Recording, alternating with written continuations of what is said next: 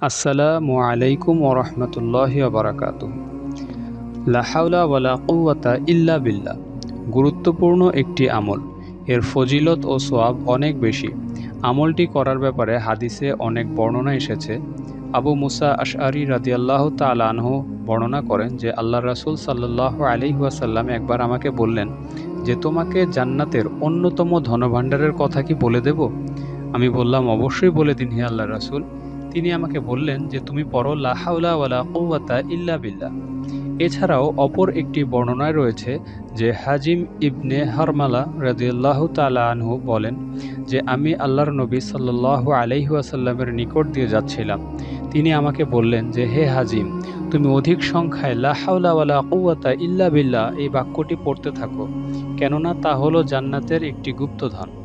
তো এরকমই আরও সুন্দর সুন্দর হাদিস পেতে অবশ্যই চ্যানেলটিকে সাবস্ক্রাইব করে আমাদের সাথে থাকুন। ধন্যবাদ।